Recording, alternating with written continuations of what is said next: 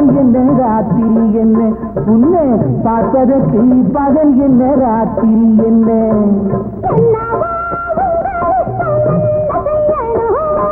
பெண்ணாக வந்த பின்னே என்ன சொல்லணும்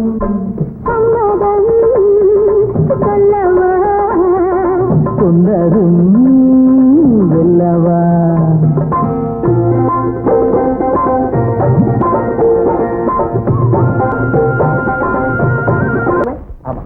ஹைதராபாத் பார்ட்டி சப்ளை இன்க்ரீஸ் பண்ண சொல்லியிருக்காங்க. அதனால இனிமே ஒரு ஷிஃப்ட் அதிகமா ஒர்க் பண்ணுது. Okay sir. என்ன புதுசா வேலையில சேர்ந்த ஒரு ஒர்க்கர் வேலையில சேர்ந்து 4 நாள் கூட ஆகல, ஒழுங்கா வேலை பார்க்க மாட்டேங்கிறான். நேற்று கூட்டு கண்டிக்கிறதுக்கு அவரையும் எடுத்து பேசியிருக்கான்.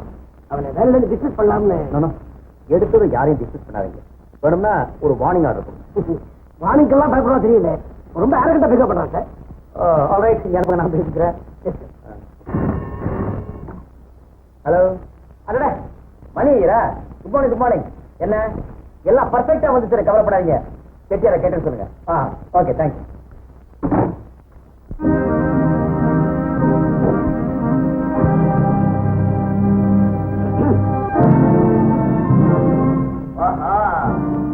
நீதான் அந்த ஃபேக்டரி ஓனரா? யாரோ சிங்கப்பூர்காரன் பெரிய கோடீஸ்வரன் மட பசங்க எல்லாம் பேசிக்கிட்டு இருந்தானே, அது நீதானே? என்னடே நேற்று வரைக்கும் அண்ணாக்காவடி பையன் திடீர்னு இந்த சீட்ல வந்து உட்காந்துருக்கு. இந்த பிராடு எத்தனை நாளா நடக்குது?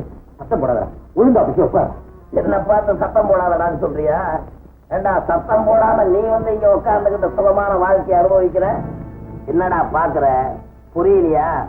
எங்கேயோ கடந்த அநாத பயலை எடுத்து வந்து எங்க அப்பா இருந்ததெல்லாம் வித்து உன்னை படிக்க வச்சு ஒரு நல்ல ஆளா உருவாக்குனார் பாடுற. அதனாலதான் நீ இந்த சேர்ல உட்காந்துருக்க.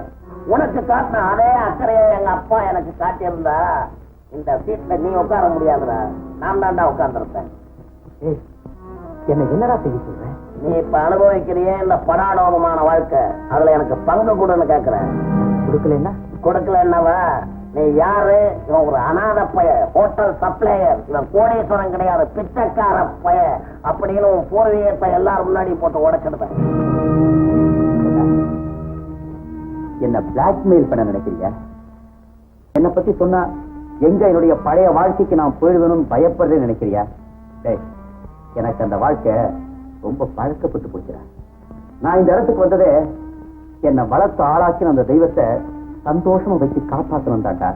ஆனா அந்த தெய்வம் என்கிட்ட எந்த உதவியும் வாங்க மறுத்துச்சு. முத்து, நான் சொல்றபடி நீ செய்ய தயாரா இருந்தா நீ கேட்கிற அளவுக்கு நீ எவ்வளவு பணம் கேட்டாலும் நான் கொடுக்க தயாரா இருக்கேன். பணமா? என்னடா செய்யணும் சொல்ற? பெற்ற பிள்ளை செய்யற உபச்சாரத்தை எந்த தரப்பனும் மறுக்க மாட்டாங்க. அதனால நான் கொடுக்கிற பணத்தை உங்க அப்பாவுடைய நல்வாழ்வுக்கு நீ பயன்படுத்தினா என் தெய்வத்துக்கு செய்யறவங்க நிறைவுல நீ எவ்வளவு பணம் கேட்டாலும் நான் கொடுக்க தயாரா. அப்பாவை சந்தோஷமா வச்சுக்கணும், அவ்வளவுதானடா? சரி, ஜாமல வச்சுக்கிறேன். அட்வான்ஸா ஒரு 10,000 ரூபாய் மட்டும் கொடுறா. எங்க அப்பா நான் எப்படி வச்சுக்கிறேன் பாடுறா. கூட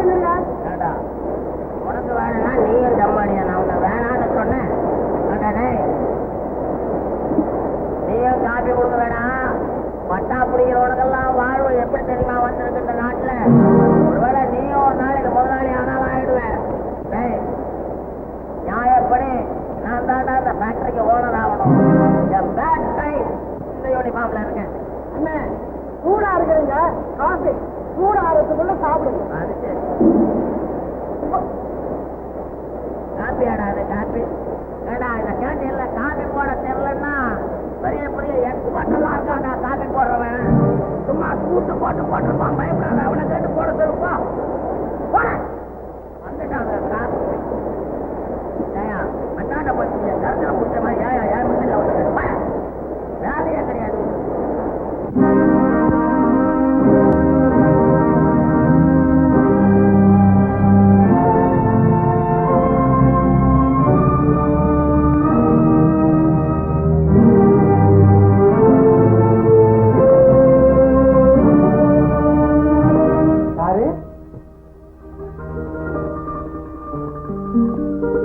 கொண்டாந்துருக்கேன்.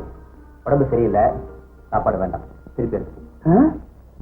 ஏன் சாப்பாடு திருப்பி அனுப்பிச்சாரு? என்னம்மா அது? ஐயா எப்போதும் துரு ஜேன்னு இருப்பாரு, உடம்பு சரியில்லையா? உடம்பு சரியில்லையா? இது ஏன் உடம்புக்கு ஒண்ணும் இல்ல. ஒண்ணு இல்ல, ஏன் சாப்பாடு திருப்பி அனுப்பிச்சீங்க? லேசா தலைவலி, அவ்வளவுதான். உங்களுக்கு தலைவலியா? தலைவலி வச்சுட்டே வேலை செய்யுங்க. எழுந்திருங்க, டாக்டர் போவோம். என்ன விடு, வேலை செஞ்சு விடு.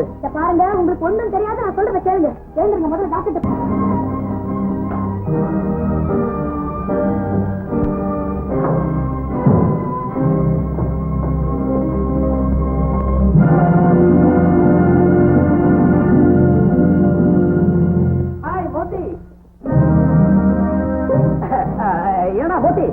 சிங்கப்பூர்ல இருந்து வந்த அம்மா, எங்க தங்கி இருக்க? எப்படி இருக்க?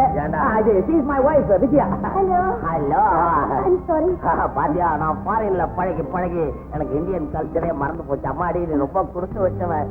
உன் புரிஞ்சாருக்கான சாதாரணமா நினைக்காத. அவன் சின்ன வயசுல எத்தனை பேருக்கு சாப்பாடு டிஃபன் கொடுத்தவன் தெரியுமா?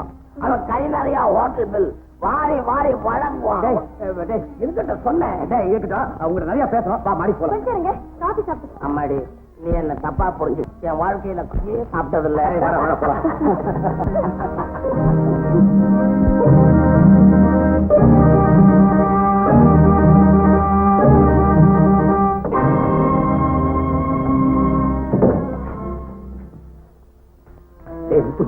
ஏண்டா வீட்டுக்கு வந்த?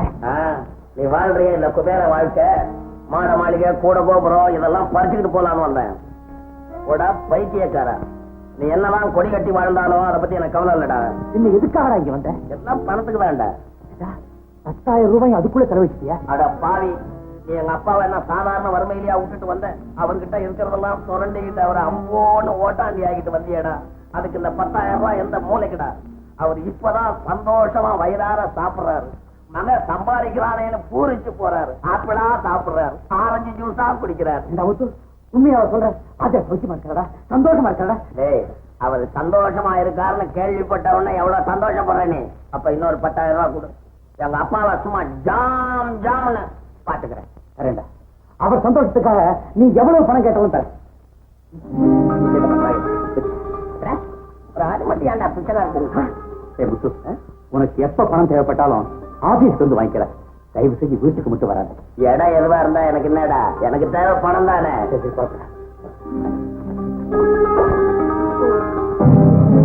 அந்த முத்துவானதான் அவர் ஒரு மாதிரி இருக்காரா? ஆமாங்க, ரொம்ப பொல்லாதனா இருக்கான். யாருக்கும் பயப்படவே மாட்டேங்க.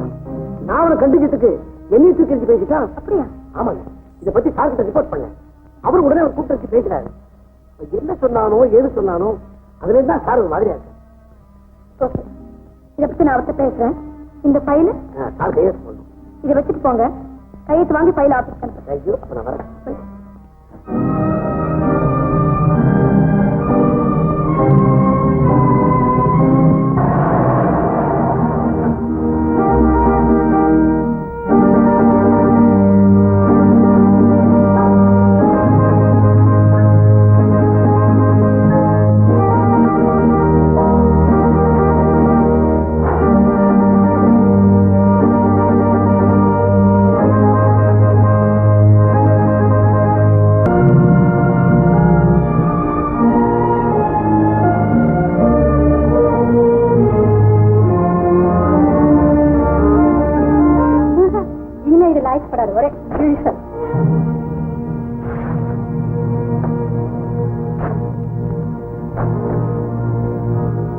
அம்மா மரகதம், என்ன கொஞ்சம் அப்படி வாமா. சும்மா அங்க இருந்தா சொல்லுங்க, காது கேட்கும்.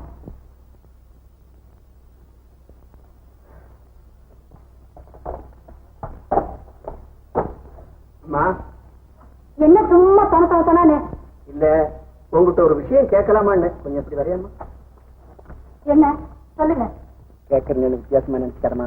இப்படி விலை உயர்ந்த புடைகளை வாங்கி எடுக்கிறிய, தாம்பிகமா செலவு பண்றியே, இதுக்கெல்லாம் ஏது பணம்? என் புருஷன் சம்பாதிக்கிறாரு, நான் செலவு பண்றேன். இவ்வளவு செலவு பண்ற அளவுக்கு சம்பாதிக்கிறாருன்னா அப்படி உன் புருஷன் என்னதான் உத்தியோகம் பாக்குறாருமா? என்ன உத்தியோகம் பார்த்தா உங்களுக்கு என்ன? இல்ல, எல்லாருக்கும் மாசத்துல ஒரு வாட்டி தான் சம்பளம் கொடுப்பாங்க. உனக்கு 4-5 முறை மணி ஆர்டர் வருதே, அதனால கேட்டேன். ஏன் இப்படி வயிறு எரிஞ்சு சாக்குறீங்க? நீங்க தான் எங்களுக்கு வாழ்வு கொடுக்கல, நாங்க நல்லா வாழ்ந்தாலுமா பொறுக்கல. இல்லம்மா, பின்னா நாங்க வசதியா வாழறத பார்த்து உங்களுக்கு பொறாம. தப்புமா. உங்க வசதியை பார்த்து நான் பொறாமப்படல. ஆனா அது வந்த வழி எதுவா இருக்குமோன்னு தான் நான் பயப்படுறேன். அவங்க வழியை பார்த்துட்டு போனா போறோம். மத்தவங்களை பத்தி கவலைப்படவும் வேண்டாம், பயப்படவும் வேண்டாம்.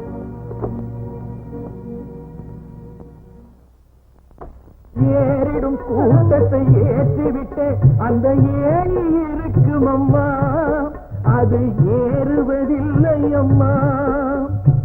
ஏறிடும் கூட்டத்தை ஏற்றிவிட்டு அந்த ஏணி இருக்கும் அம்மா, அது ஏறுவதில்லை அம்மா. கரை ஏறிய மாந்தர்கள் எட்டி உதைத்தது தோணி மிதக்கும் அம்மா, அலை மோதி கிடக்கும் அம்மா. கரை ஏறிய மாந்தர்கள் எட்டி உதைத்தது தோணி மிதக்கும் அம்மா, அலை மோதி கிடக்கும் அம்மா.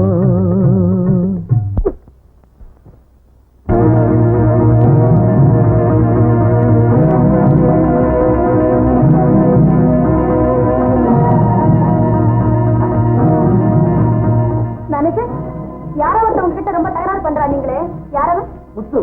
அவளை நான் இங்க வர சொல்றேன். Yes madam.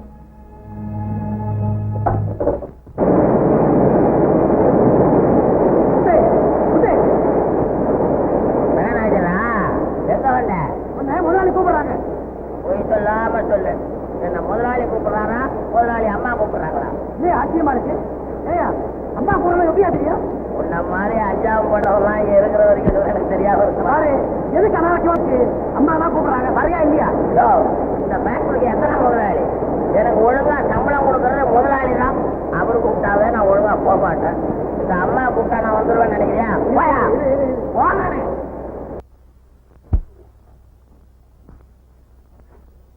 எங்க அவன்? அவரை நான் கூப்பிட்டதுக்கு என்ன உங்க பெரிய முதலாளி அம்மா, அவங்க கூப்பிட்டு நான் வேணாமா? உங்க முதலாளி கூப்பிட்டோம் நான் அப்படி சொல்றேன் மேடம். மேனேஜர், அவனை உடனடியா வேலையில நீக்கி